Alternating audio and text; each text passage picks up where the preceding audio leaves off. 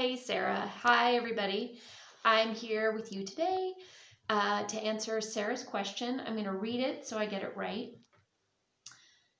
How do you explain the bigness of what you're doing? When you're releasing a track, how do you get the person on the table to understand what that means for them?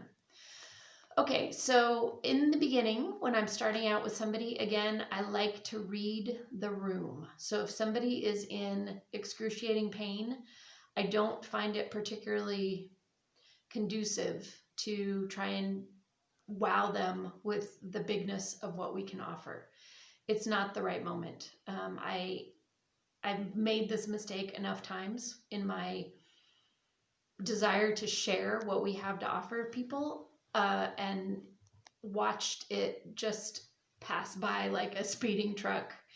And the reality is that we are creating relationships with people. And if people trust that you are there to serve them, they will come back.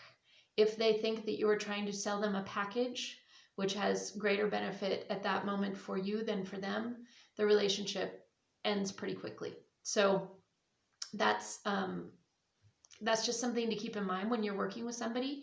If somebody's in extreme, excruciating discomfort, whether it's emotional, chemical, spiritual, mental, physical, it doesn't matter. They can't hear you. Every single cell inside of their body is screaming at them.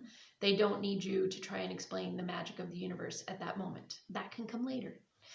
But I do like to offer the opportunity if somebody's able to hear.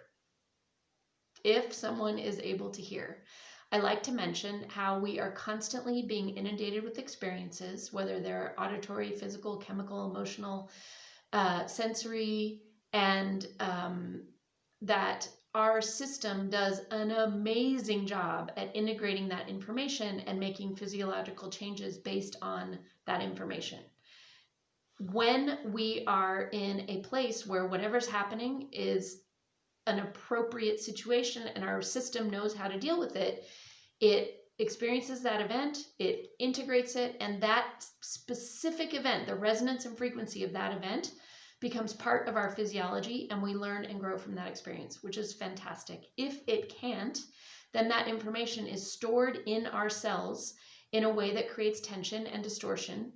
And that is what our system holds on to it for as long as it needs to until it's able to be released.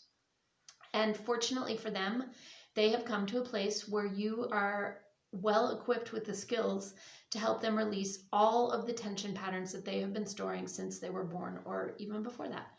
And so if you have a sense of what's going on when somebody is on the table, if you have a sense of what that track is related to, then that might be an interesting moment to have that conversation. Or at the beginning, again, you just sort of lay this out as like a carpet rule. This is how I work and this is my philosophy of things. Sometimes if people are having an experience where they're either feeling uncomfortable, they're feeling icky, they're feeling emotional, that's another great time to come in and say, oh, wow, isn't it cool that your system has access to this information which has been stored and repressed for so long, and now it's coming to the surface so that your system can actually integrate it and process it in a way that is super conducive and productive, because you're in a place right now in your life where you have the time, space, and opportunity to facilitate this type of integration in your body. So that is so exciting, and I'm so excited for you that now this piece that your system has been holding onto for so long and creating distortions throughout every single cell of your body, now that's been released back into the system in a way that it can be integrated so your body doesn't have to hold on to that anymore. And that's what we've done today, and I'm so happy for you. See you on Wednesday. Whatever. Okay, so those are sort of various ways in which I deal with that topic. I hope that wasn't too much information. Thanks again, Sarah.